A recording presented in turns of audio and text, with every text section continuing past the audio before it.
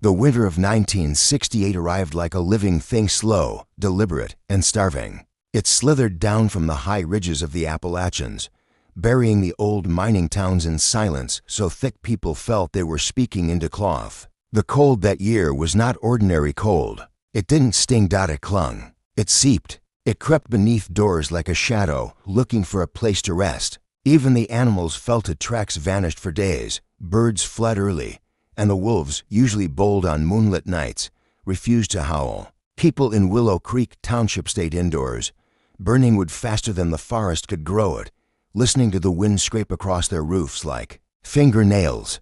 Most winters had rhythm storms, thaws, storms again, but this one was wrong from the beginning. Every morning felt the same, as if time itself had frozen alongside the rivers. Every night felt identical to the one before it, as if the dark had stopped moving forward and simply sat there, watching. 2 children walked out of that dark. It happened just before dawn on January 14th. The night was ending, but the sky had not yet accepted the idea of morning. A thin gray glow clung to the mountains, and the snowdrifts along the creek shone faintly like sleeping animals. A farmer named Russell Hargreaves was driving his pickup down Willow Creek Road, the engine sputtering in the cold, when he spotted 2 figures at the tree line, small, unmoving, and terribly out of place. He hit the brakes so suddenly the truck slid sideways, tires grinding into ice. At first, he thought they were ghosts. At second glance, he wished they were. The boys stood barefoot in the snow, their feet red but not frostbitten, not trembling the way normal flesh should tremble. They wore old denim overalls and thin shirts rolled at the sleeves, clothes that belonged to another decade entirely, patched with stitching techniques he hadn't seen since he was a kid. Their hair was neatly trimmed. Though tangled by wind, their expressions were blank in a way children's faces should never be. The smaller boy looked around 7 or 8, cheeks hollowed by something deeper than hunger, while the older 11, maybe 12, stood slightly ahead of him, shoulders angled protectively, but eyes distant, unfocused, as if he were listening to something behind the world. What chilled Russell wasn't their appearance. It was the feeling they had not walked to that spot. They felt placed there, delivered, like someone set them down the way one sets down an offering. "Boys," he called out, trying to keep the panic out of his voice. "You all right out here?" The smaller boy blinked slowly, as if waking from a dream. He didn't answer. The older one turned toward the farmer with a movement too smooth, too controlled. When he spoke, his voice sounded like a memory rather than something alive. "Yes, sir. We're all right." Russell swallowed hard. His breath steamed the air. The boys did too, but only faintly, as though their bodies were not entirely committed to being here. "What are your names?" he asked. The older boy hesitated, a long silence stretching between them. Finally, "Elias and Jonah." The names struck Russell like a blow. Elias and Jonah Redfeather, 2 brothers who had vanished 11 years earlier in a storm so violent it tore whole cabins from their foundations, a storm people still whispered about when the mountains grew to quiet. The adults had searched for weeks, calling into ravines, digging through collapsed brush, dragging the river until their hands blistered. Eventually, even hope froze. The mother never recovered. The father died, insisting he heard them calling from the woods long after everyone else gave up. The case became a local tragedy, a story told by old men in diners, a warning whispered to children on bad weather nights. And now, here they were, unchanged. Russell helped them into the truck. Their skin was warm, not warm like a fire, but warm like something insulated, something shielded from the real world. They sat side by side without touching, staring straight ahead with identical calmness. The way their heads turned in unison when the truck hit bumps made Russell's stomach twist. Halfway to town, the younger boy finally spoke, his voice thin as cracked ice. "It followed us." The older boy stiffened sharply. "Don't," he whispered. But it did, the younger insisted, eyes beginning to water though no tears fell. "It followed us home." Russell's hands tightened on the steering wheel. "What followed you, son?" The boy lowered his head. "The one that doesn't talk." The words hung in the truck like smoke. The air felt colder. Russell didn't ask anything more. When they reached the sheriff's station, a squat wooden building warmed by a single stove, the door creaked open as Sheriff Daniel Welch stepped out. His face went white when he saw the 2 boys. He recognized them instantly. Every parent in Willow Creek knew the faces of the lost Redfeather boys. 11 years had passed, yet these children looked exactly as they had the day they disappeared. Exactly. God help us, the sheriff whispered. Inside, wrapped in blankets, the boys sat silently while the sheriff, Russell, and the station doctor whispered in the hallway. No one dared say it out loud, but they were all thinking the same thing. The boys hadn't survived in the forest for 11 years. They hadn't wandered. They hadn't been hiding. They had come back from somewhere else. The doctor examined them carefully. No frostbite, no starvation, no bruises, not even dirt under their nails. Their heartbeats were steady, slow, unnervingly synchronized as if responding to a rhythm the living couldn't hear. When the sheriff finally questioned them, they answered with such calm detachment it felt rehearsed. Where have you been all this time, Elias, in the quiet place? What is the quiet place? Jonah, where the still people are. Who are the still people? Elias, they listen. Listen to who? Jonah, to him. Who is he? Both boys lifted their heads at the exact same moment. The same breath, the exact same angle. The one that doesn't talk. The sheriff felt something press against his chest, then a pressure like being watched by. Something too large to understand human scale. But the most terrifying thing came when he asked the final question. Why did you come out of the forest today? And the smaller boy, Jonah, answered with a voice that didn't sound like a child's at all. Because he let us go. A pause. A shiver through the room. But he's not finished. The morning after the boys' return carried a weight that no one in Willow Creek could shake. The wind had shifted. It no longer whispered through the treetops, but seemed to push, deliberate, against the town, pressing into every corner, rattling shutters, curling the smoke from chimneys back down into the streets. People avoided windows, avoided stepping outside, as though the simple act of observing the day could draw attention from something lurking just beyond the veil of snow and gray light. Inside the sheriff's station, the atmosphere was thicker than the wood smoke from the stove. The townsfolk who had gathered, neighbors, relatives, reporters drawn by rumors already thick in the air, stood frozen, faces pale, as if the boys themselves radiated a cold that went beyond frostbite. Elias and Jonah remained seated, their backs straight, hands folded neatly in their laps, eyes fixed forward, looking but not seeing. When anyone spoke to them, their responses were measured, precise, almost ceremonial, as though each syllable had been chosen from a lexicon older than memory. The sheriff tried again. Did anything happen in the forest? Were there others? Elias turned slowly, and the weight of his gaze fell on every person in the room, pressing like unseen fingers. There are no others, only the quiet place, and the one that doesn't talk. Jonah, as always, mirrored him. His voice, cold but calm, carried an undertone of inevitability. He watches until he decides. Questions died in mouths. The adults in the room exchanged glances of disbelief, of terror, of recognition that some small part of them had always known that the forest held more than trees and snow, that some part of the world had been removed from human reckoning. Russell Hargreaves finally asked, his voice shaking despite himself. He let you go.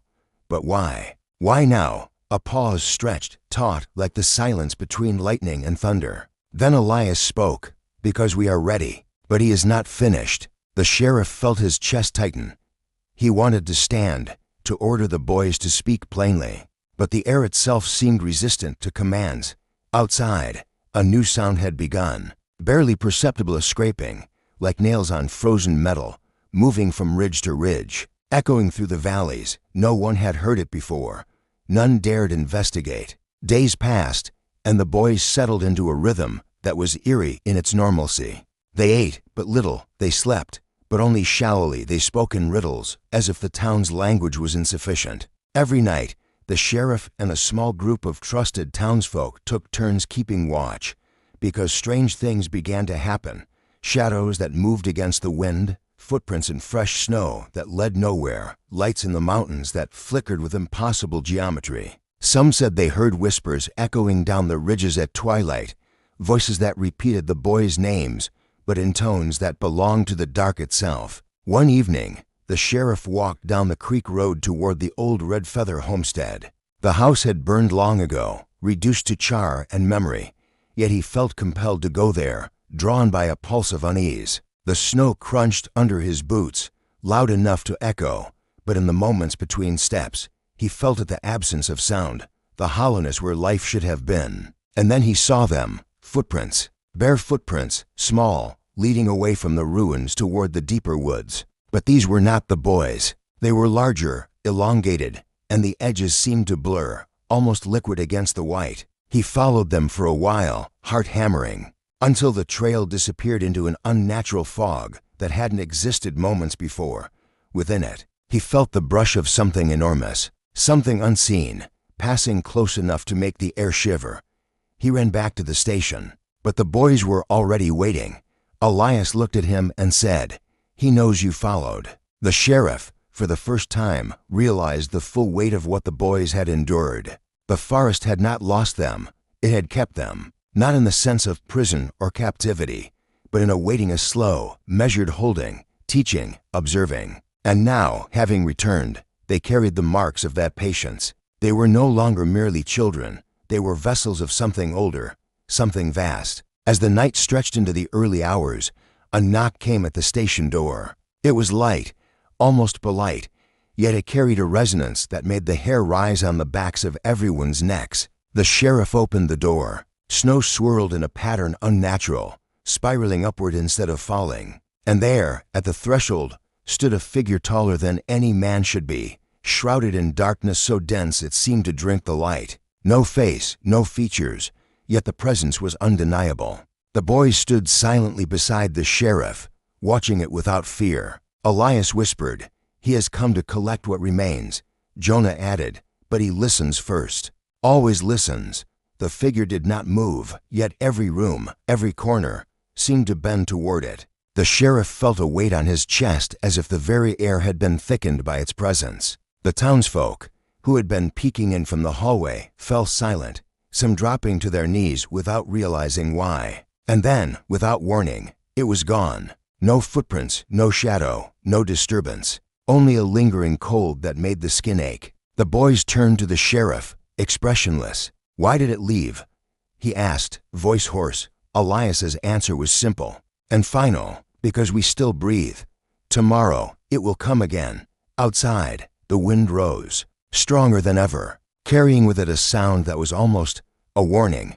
It was the voice of the forest itself, and it spoke only to those who had been gone for too long. The third day broke under a sky the color of ash, the sunlight failing to penetrate the heavy clouds that lingered over Willow Creek like a curse. The townsfolk moved cautiously, as though the act of breathing could draw attention from whatever still watched from the forest. Rumors spread in whispers. Some said the boys were not entirely human, that the forest had changed them, that to look too long into their eyes was to see beyond the world itself. Yet no one could deny the truth. They were here, breathing, walking among the living, yet untouchable in a way that defied understanding. Inside the sheriff's station, the air was thick with tension. The boys sat at the same table, hands folded neatly, their gazes distant yet aware. Sheriff Welch had not slept. Russell Hargreaves had barely spoken in 2 days. The doctor, once skeptical, now refused to leave the room, observing them as if they were rare specimens of some unfathomable life. Elias finally spoke, his voice carrying the calm of the untouched wilderness. "The quiet place, it will not release us fully. It never does. It watches. It waits." Jonah added, "It tests patience. It measures courage. And it listens to everything, to everyone."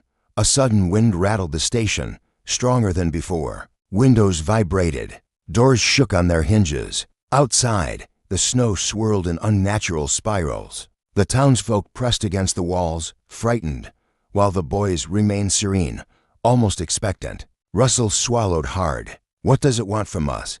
Elias turned his gaze toward the sheriff, unblinking, piercing. "Not from you, from us, but soon, from the town." A chill ran through the room.